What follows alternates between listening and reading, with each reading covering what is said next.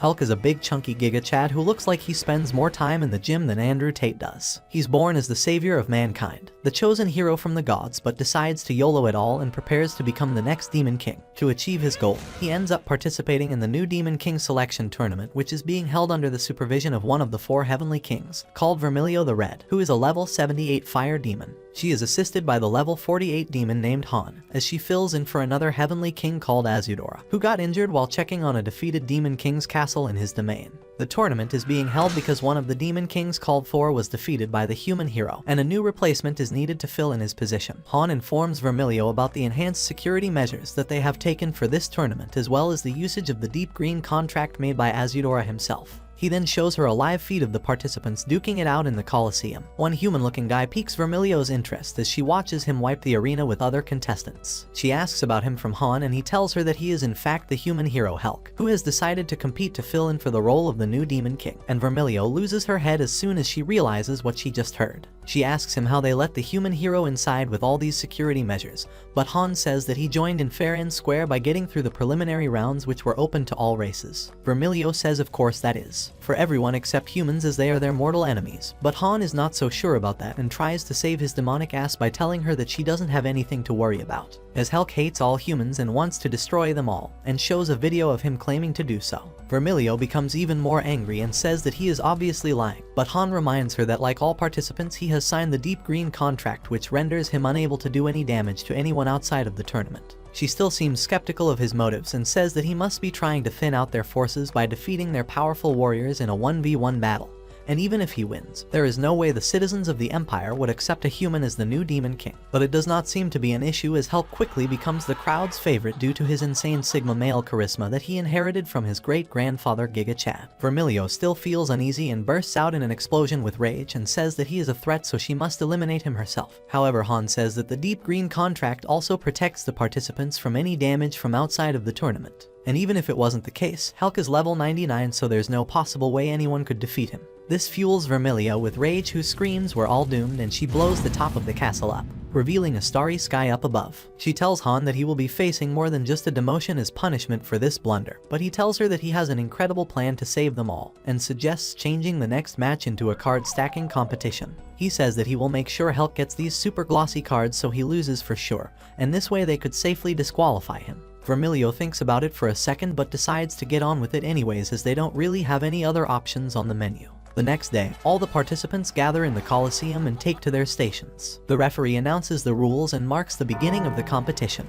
As expected, the Hulk has trouble stacking his cards, but then claps his hands and goes into a super focused state before releasing an immense aura, which knocks down all the other card castles. He then stocks up his cards at breakneck speeds and ends up winning the round with the top score. Vermilio says that they can use it against him by saying that he cheated. But before she can announce that, the other participants read too much into the rules and say that the idea behind this lame round must be to test their strategic capabilities, as the card stacks represent their demon castle that they have to protect from others, and it leads to an all-out battle royale with everyone trying to stack up their cards while trying to knock the others down. For the next few rounds, Vermilio and Han try a bunch of different games like demon chess, sculpting wood, and even a cooking competition that Vermilio judges herself, but Hulk bests all of them with his superior genes and Sigma skills, leaving even Vermilio a fan of his special cream dessert. Meanwhile, Vermilio has her agent called Asta on a secret mission to scout the human realm and see what they have been up to so she can relay that information back to her, using her special ability which allows her to communicate with her twin sister simply by drinking coffee. She tells her that the late Demon King Thor was actually defeated by Hulk's brother Kless, who is also a hero. We then see Hulk making friends with 2 of the leading participants in the tournament, named Kenrose and Hura. He shows them a picture of him and his younger brother. Besides that, she noticed something strange while traveling in the human realm. All the 3 towns that she visited were empty. It looked like people had been there just a second ago, but the whole place was deserted. Just then, Han rushes into the room and announces that he has bad news. It turns out another Demon King called Urim was attacked by an army of flying human-like soldiers. The Demon King managed to hold them off until the citizens evacuated, but ended up trading his life in doing so. This makes Vermilio mad and concerned, as she worries that they might attack the capital next, and wonders what wretched means the humans use this time to harness such power. After this, she sends one of her spies to scout Urim's castle so they can get some more information on their enemies. Meanwhile, Han suggests another option for the next round of the Demon King selection tournament, which turns out to be a horse race over an obstacle course laced with deadly traps. To make things worse for Helk, he rigs the horse selection lottery and makes him ride a little dog instead of a horse to make sure he loses this time. Vermilio worries that the people will notice this unfairness towards Helk, but they turn out to be as gullible as their grandmas on the phone to a Nigerian man telling her she's won a free vacation. With everything in place, the race begins with a bang and everyone zooms past Helk while his dog struggles to breathe and stay alive under his fat heroic cake. The announcer decides to shift her focus towards the other contestants as Helk fails to even get out of the Colosseum on a mere dog. The hero-killing traps prove to be hard for many demons to overcome, but still a handful of them manage to make it through the most of it, and it looks like they will actually win, including Kenrose and Hura. Just then, we hear a big boom and see Helk zooming past all the contestants, catching up with his buddies on the front lines, running on his own. Midway, he decides to pick the dog up and starts running full speed. Vermilio says that that's cheating as this is a horse race, but Han explains that legs touching the ground while riding a horse isn't really against the rules. As crazy as that sounds, being the crowd favorite, Helk manages to get in the top 4 anyways. Vermilio tells Han that she's going to turn him into a roasted kebab if Helk wins, so he decides to burn the final bridge with explosives while trying to get Helk caught in it as well. Unfortunately, his workers turn out to be dumber than anime haters and they blow the bridge up way before anyone makes it across, much less Helk. As the race comes close to its end, we see Kenrose boast about his speed and adapting Helk's strategy as he jumps off his horse and starts running on his own as well. Hura settles for the 3rd spot as Helk zooms past her and beats Kenrose by a millisecond, securing 1st place. With that, we get down to our last 4 contestants for the new Demon King role, and Vermilio decides to set the whole place on fire in a rage. But just before she can do so,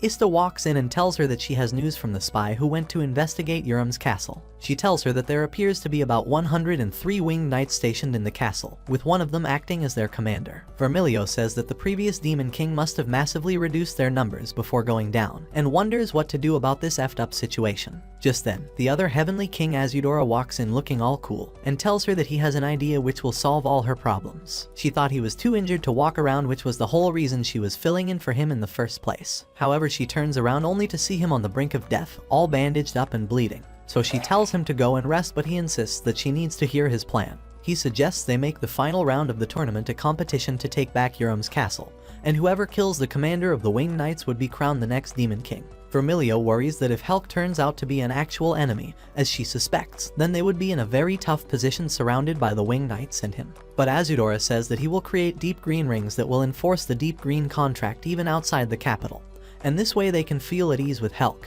Vermilio says that she will accompany the contestants just in case, and with that, Azudora creates the rings in 5 days. Vermilio disguises herself as an admin staff member named Anne and cut her hair short. We also get to see the 4th contestant, who is a bald candy-loving demon named Dorsch. After this, they all depart for Castle Urim, and we get to see Oster roaming in the human realm, wondering about the lack of toxins in the environment. It turns out the Demon Empire is almost entirely covered with a toxin which corrupts the local plants and animals, turning them into monsters which attack humans and monsters alike. Even a demon can't withstand the toxin and not get corrupted, which is why all of their cities are covered by a strong magical barrier that keeps the toxins out. Zooming back to our aspiring Giga Chad, we see the contestants engage with a fleet of monsters on their way. Everyone fights them off with their weapons, while Dorch says that he will use his Type 2 special ability, which creates an immensely strong barrier around them. The condition to activate this ability turns out to be the need to eat a bean, which Dorch gobbles up and starts charging. But when Vermilio asks how long it will take to erect the barrier, he says at least 20 minutes, making her go up in flames due to his stupendously disappointing response. And she ends up burning all the monsters. They all then make their way to the 2nd checkpoint, which is a rest house with a barrier around it. Once there, Vermilio thinks about their battle earlier,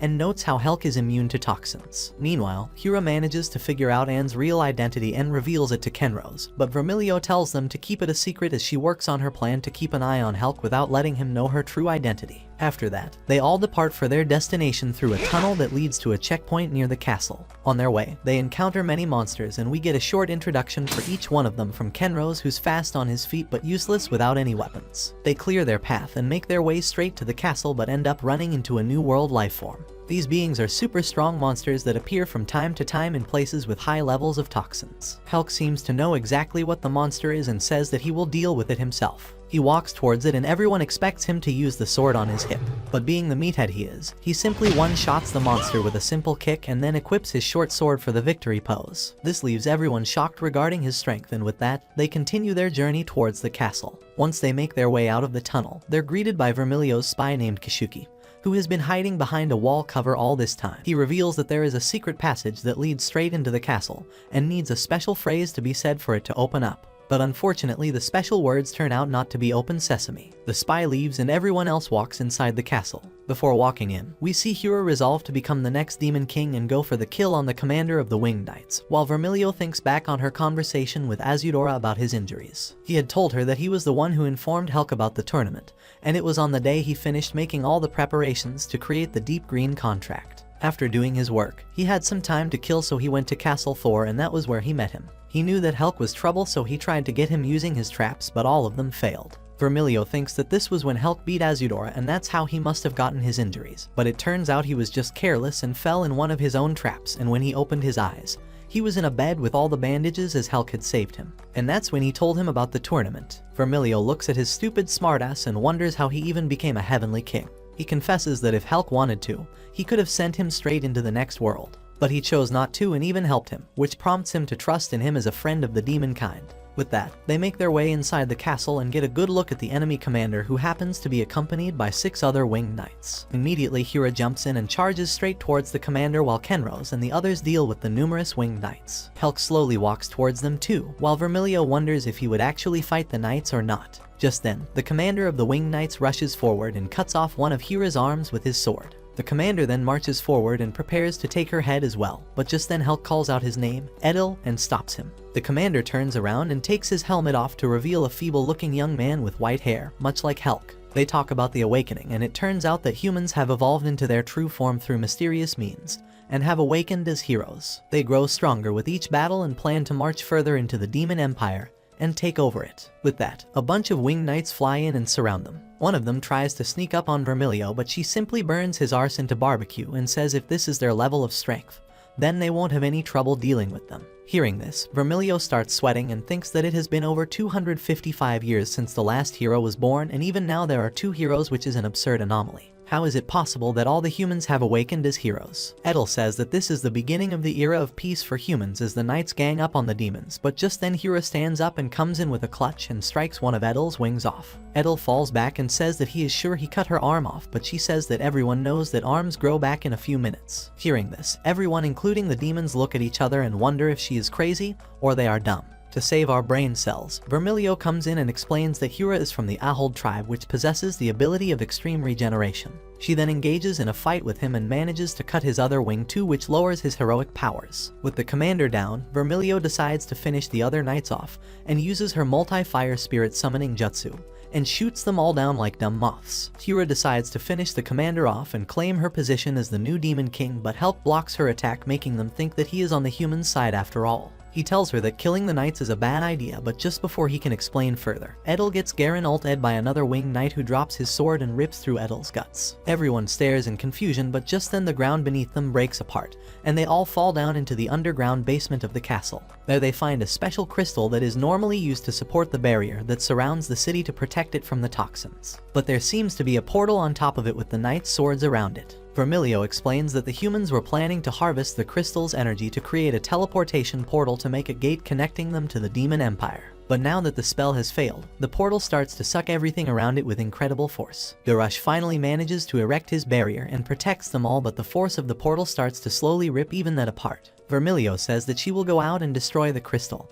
and that should stop the portal as well, but it will put her life in danger. She decides to do it anyway and marches out of the barrier, but just before she can cast her spell up close, a flying piece of wood hits her head and knocks her out. With that, she loses her strength and flies towards the portal, but just before she gets sucked in, she regains her consciousness and manages to blast the crystal into bits and pieces. But it does make the portal vanish right away, and she gets sucked in anyways, but before it happens, Hulk jumps in to save her, but being a meathead, he forgets to tie himself to anything and gets sucked in with her as well. On the other side of the portal, we see Vermilio wake up in the human realm. She finds herself stranded at the shore napping over Helk's crummy cape, but she acknowledges that it actually smells good. She looks around and wonders what this huge body of water is and realizes that it must be the ocean that she saw in the books and wonders where in the world she even is. Going back in time, before Vermilio became Anne, we see her arguing with Azudora, who doesn't want her to cut her hair. He says that if she wants to do it, it would be over his dead body, so she says okay and burns him to a crisp and goes along with her haircut. Cutting back to our fiery hot heavenly queen, she chills around the place and wonders if she got teleported to the edge of the continent. She then appreciates the beauty of the place and how there are no toxins here. Just then, she hears the sound of a Sigma male doing Sigma things. She follows it and ends up finding Helk building a full-fledged house. She then hears a rustling sound from the bushes behind her and encounters a talking bird-like thing who greets her. She tells it to stay quiet, but then notices Helk sitting behind her, which scares the living barbecue out of her. He tells her that they are on an island somewhere far away from the main continent, and that he built the house to protect them from the rain. Just then, it starts pouring and he decides to pick Vermilio up like a log and transports her inside the house as she refuses to join him. Soon the rain stops and they both walk out with the soft birdie. Meanwhile, Azudora takes out a map of the continent and uses a magic doll that he creates with Vermilio's hair to find her exact location. He casts his magic and the doll starts moving, but to everyone's surprise the thing lands far off the map. Azudora starts worrying for his Vermilio-chan as he is a simp like Sanji, and wonders what he should do to get her back. On the other side of the map, Ista tells Asta about the situation as she sits on a hill scouting the humans' main headquarters. Back on the island, Vermilio decides to fish while thinking about her situation, but ends up losing the one that caught her bait. To prevent her from feeling sad, Helk jumps into the water and comes up with a freaking sea goat thingy and says that she caught a great fish. Vermilio says that that thing isn't even a fish, much less the one she caught, and asks where in the hell did he even find that thing, to which Helk says that he found it walking on the ocean floor. The next morning, Vermilio wakes up to a fat pink dude who brings her some half-eaten breakfast like my Uber Eats driver. She asks him why he is helping her, and he says that he is doing it to return the favor of the Giga Chad who travels with her. Vermilio then asks him to take her to his village and wonders why everyone is so welcoming to them as strangers. But it turns out that only the birdie and this Uber Eats driver are the only idiots in the village, and the others are actually wary of them. There, she meets up with the birdie who says that she smells like an old lady and tells her that Helk is busy building a ship. Hearing this, Vermilio thinks that Helk must have found the direction back to the continent and rushes to find him. She eventually runs into him chopping some wood with an axe, but the axe gives in first. He then continues to chop the wood with his hands like Bruce Lee if he was on steroids. She asks him about it, but he says that he figured they would think about it later, so he built the boat first. He then goes on to create a makeshift raft from the huge logs, making Vermilio wonder about his skill as a shipwright. She also checks up on some runes and wonders why they look familiar to her, but just then, the chief of the village walks up to them while wearing a dark hoodie and says that he wants them to accompany them back to the village for an important discussion. The chief then takes them to the woods and they soon find themselves surrounded by a bunch of hooded figures. Vermilio thinks that they were being ambushed, but it turns out they were just the villagers from earlier, and they were all there to surprise her alongside Helk and throw them a warm welcome party. In the party, Vermilio talks with the chief and finds out that a great witch lives on the island up a mountain. She has her place surrounded by a big barrier as she doesn't like anyone disturbing her experiments, but she does visit them every so often. He tells them that she might know the direction to the continent,